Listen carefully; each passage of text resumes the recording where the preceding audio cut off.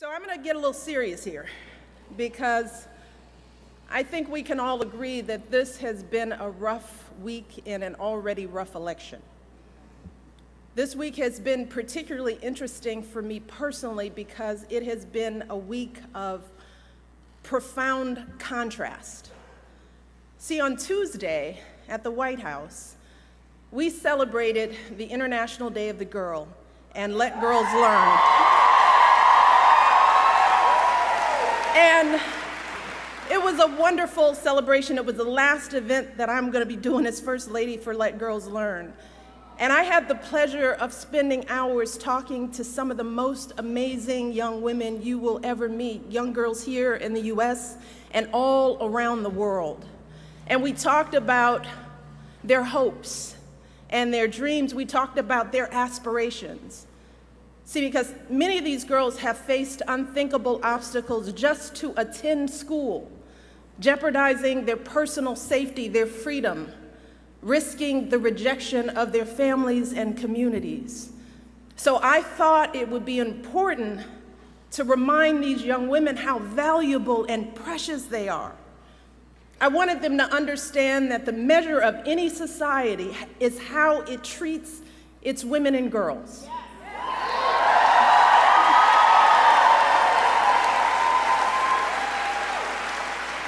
And I told them that they deserve to be treated with dignity and respect. And I told them that they should disregard anyone who demeans or devalues them, and that they should make their voices heard in the world. And I walked away feeling so inspired, just like I'm inspired by all the young people here.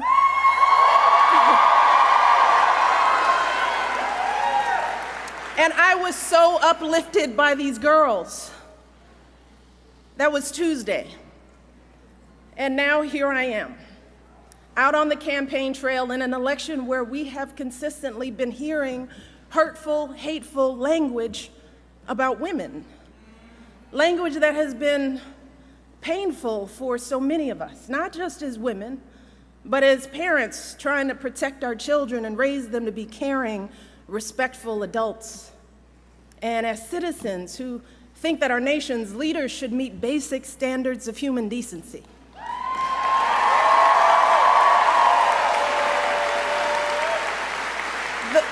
The fact is that in this election, we have a candidate for president of the United States who over the course of his lifetime, in the course of this campaign, has said things about women that are so shocking, so demeaning, that I simply will not repeat anything here today.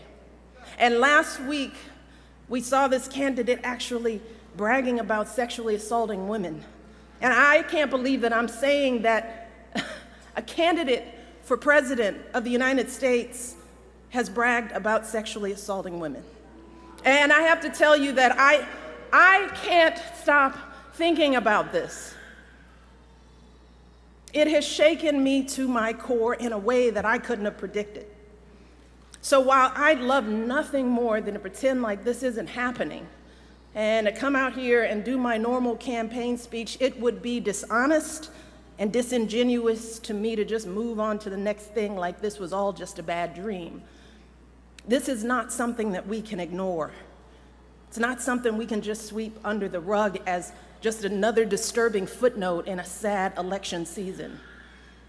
Because this was not just a lewd conversation. This wasn't just locker room banter. This was a powerful individual speaking freely and openly about sexually predatory behavior and actually bragging about kissing and groping women, using language so obscene that many of us were worried about our children hearing it when we turn on the TV. And to make matters worse, it now seems very clear that this isn't an isolated incident. It's one of countless examples of how he has treated women his whole life. And I have to tell you that I listen to all of this, and I feel it so personally. And I'm sure that many of you do too, particularly the women. The shameful comments about our bodies, the disrespect of our ambitions and intellect, the belief that you can do anything you want to a woman, it is cruel. It's frightening. And the truth is, it hurts. It hurts. It's like that sick, sinking feeling you get when you're walking down the street, minding your own business, and some guy yells out vulgar words about your body. Or when you see that guy at work that stands just a little too close, stares a little too long, and makes you feel uncomfortable in your own skin. It's that feeling of terror and violation that too many women have felt when someone has grabbed them or forced himself on them and they've said no, but he didn't listen. Something that we know happens on college campuses and countless other places every single day. It reminds us of stories we've heard from our mothers and grandmothers about how back in their day, the boss could say and do whatever he pleased to the women in the office, and even though they worked so hard, jumped over every hurdle to prove themselves, it was never enough. We thought all of that was ancient history, didn't we? And so many have worked for so many years to end this kind of violence and abuse and disrespect, but here we are in 2016, and we're hearing these exact same things every day on the campaign trail. We are drowning in it. And all of us are doing what women have always done. We're trying to keep our heads above water, just trying to get through it, trying to pretend like this doesn't really bother us. Maybe because we think that admitting how much it hurts makes us as women look weak. Maybe we're afraid to be that vulnerable. Maybe we've grown accustomed to swallowing these emotions and staying quiet because we've seen that people often won't take our word over his. Or maybe we don't want to believe that there are still people out there who think so little of us as women. Too many are treating this as just another day's headline, as if our outrage is overblown or unwarranted, as if this is normal, just politics as usual. But New Hampshire, be clear, this is not normal. This is not politics as usual.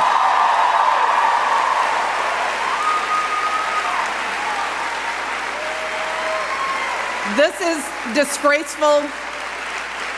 It is intolerable. And it doesn't matter what party you belong to, Democrat, Republican, Independent, no woman deserves to be treated this way. None of us deserves this kind of abuse.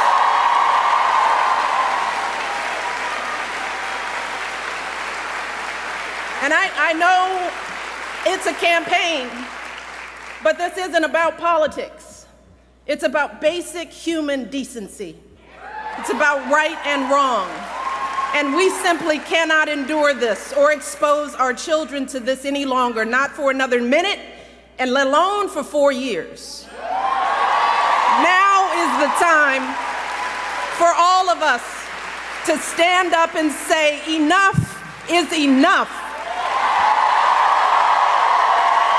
This has got to stop right now. Because consider this. If all of this is painful to us as grown women, what do you think this is doing to our children?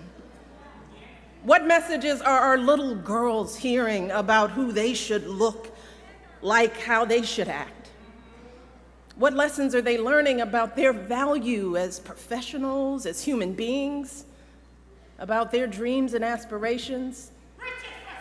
And how is this affecting men and boys in this country?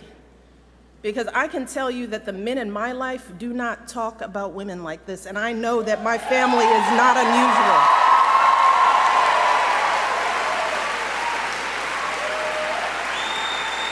And to dismiss this as everyday locker room talk is an insult to decent men everywhere. The men that you and I know don't treat women this way. They are loving fathers who are sickened by the thought of their daughters being exposed to this kind of vicious language about women. They are husbands and brothers and sons who don't tolerate women being treated and demeaned and disrespected.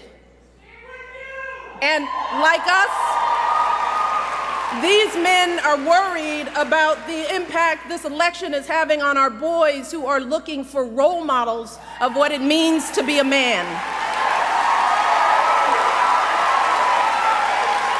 In fact, someone recently told me a story about their 6-year-old son who one day was watching the news. They were watching the news together, and the little boy out of the blue said, "I think Hillary Clinton will be president."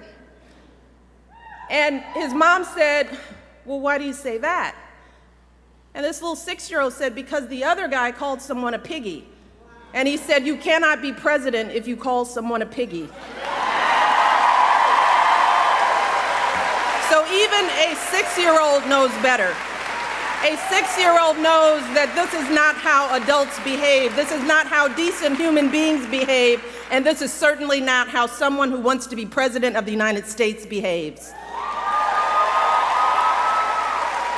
Because let's be very clear, strong men, men who are truly role models, don't need to put down women to make themselves feel powerful.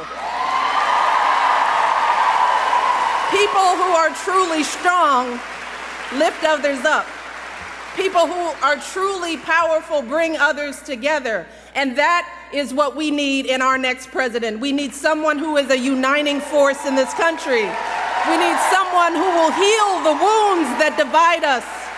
Someone who truly cares about us and our children. Someone with strength and compassion to lead this country forward. And let me tell you, I'm here today because I believe with all of my heart that Hillary Clinton will be that president.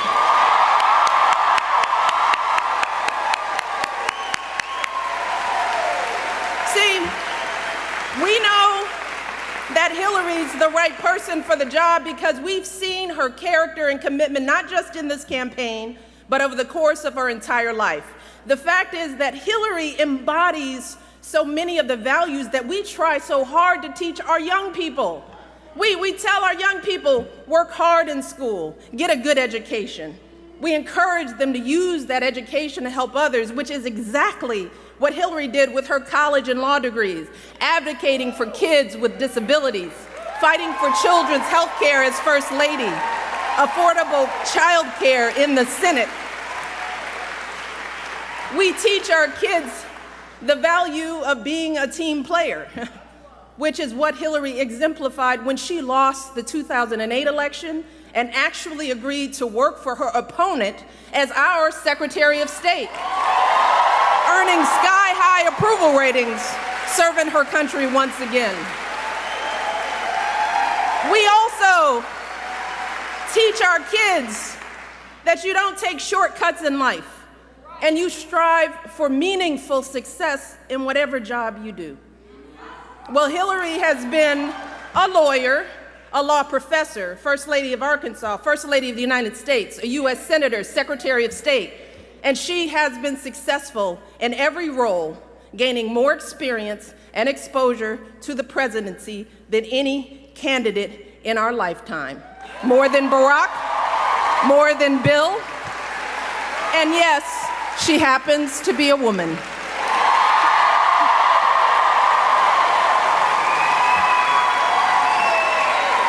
And finally,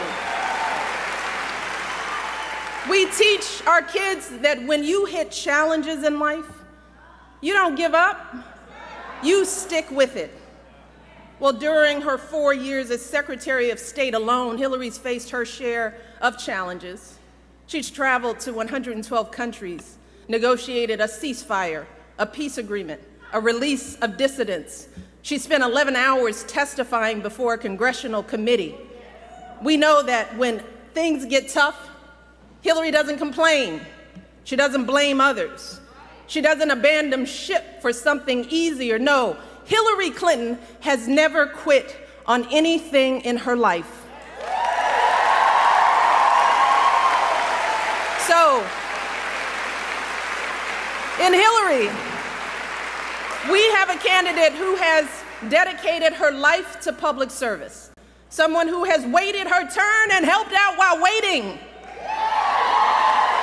She is an outstanding mother. She has raised a phenomenal young woman.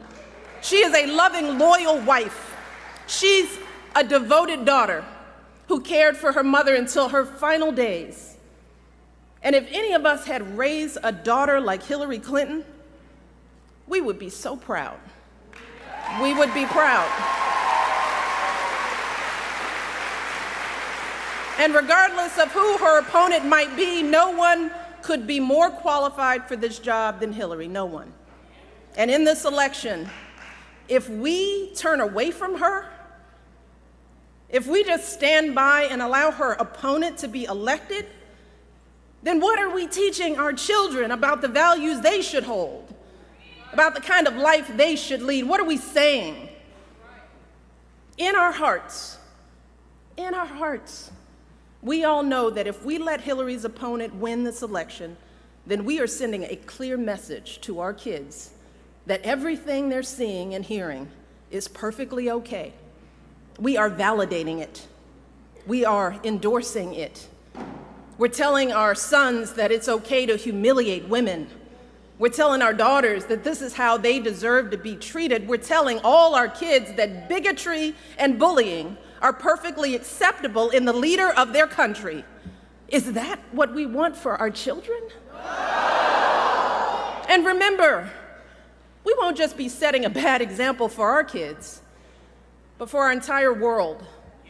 Because for so long, America has been a model for countries across the globe, pushing them to educate their girls, insisting that they give more rights to their women.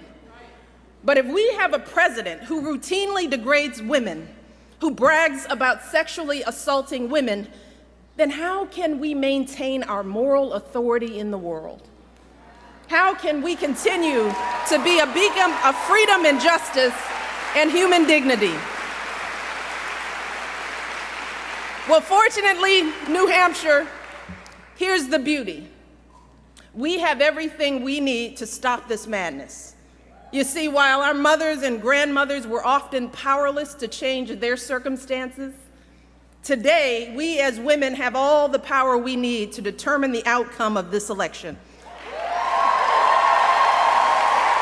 We have knowledge. We have a voice. We have a vote. And on November the 8th, we as women, we as Americans, we as decent human beings can come together and declare that enough is enough. And we do not tolerate this kind of behavior in this country.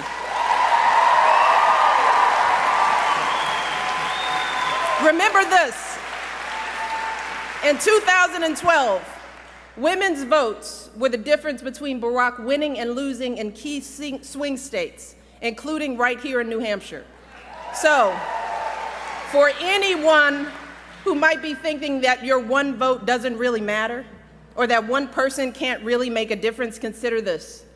Back in 2012, Barack won New Hampshire by about 40,000 votes, which sounds like a lot. But when you break that number down, the difference between winning and losing this state was only 66 votes per precinct. Just take that in. If 66 people, each precinct had gone the other way, Barack would have lost. So each of you right here today could help swing an entire precinct and win this election for Hillary just by getting yourselves, your families, and your friends and neighbors out to vote. You can do it right here. But you could also help swing an entire precinct for Hillary's opponent with a protest vote or by staying home out of frustration. Because here's the truth. Either Hillary Clinton or her opponent will be elected president this year. And if you vote for someone other than Hillary, or if you don't vote at all, then you are helping to elect her opponent. And just think about how you will feel if that happens. Imagine waking up on November the 9th and looking into the eyes of your daughter or son, or looking into your own eyes as you stare into the mirror. Imagine how you'll feel if you stayed home, or if you didn't do everything possible to elect Hillary. We simply cannot let that happen. We cannot allow ourselves to be so disgusted that we just shut off the TV and walk away. And we can't just sit around wringing our hands. No, we need to recover from our shock and depression and do what women have always done in this country. We need you to roll up your sleeves. We need to get to work. Because remember this, when they go low, we go. Yes, we do.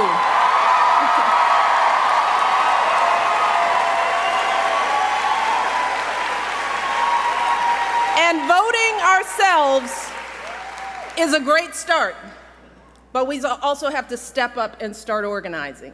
So we need you to make calls and knock on doors and get folks to the polls on Election Day and sign up to volunteer with one of the Hillary campaign folks who are here today just waiting for you to step up.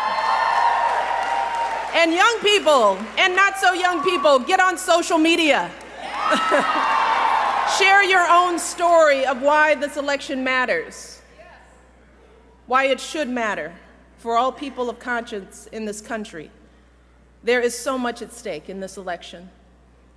See, the choice you make November 8th could determine whether we have a president who treats people with respect or not, a president who will fight for our kids, for good schools, for good jobs for our families or not, a president who thinks that women deserve the right to make our own choices about our bodies and our health or not. That's just a little bit of what's at stake. So we cannot afford to be tired or turned off. And we cannot afford to stay home on Election Day. Because on November the 8th, we have the power to show our children that America's greatness comes from recognizing the innate dignity and worth of all our people. On November the 8th, we can show our children that this country is big enough to have a place for us all, men and women, folks of every background and walk of life, and that each of us is a precious part of this great American story, and we are always stronger together. On November 8th, we can show our children that here in America, we reject hatred and fear. And in difficult times, we don't discard our highest ideals. No, we rise up to meet them. We rise up to perfect our union. We rise up to defend our blessings of liberty. We rise up to embody the values of equality and opportunity and sacrifice that have always made this country the greatest nation on earth.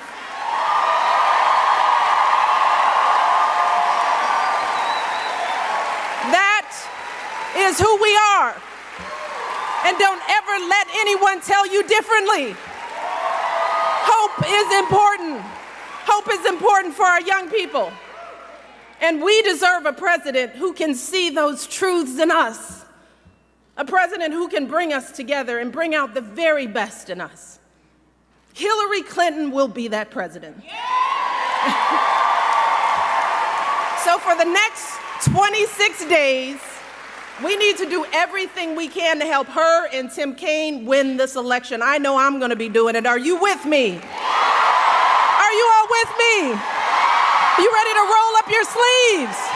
Get to work, knocking on doors. All right, let's get to work. Thank you all. God bless.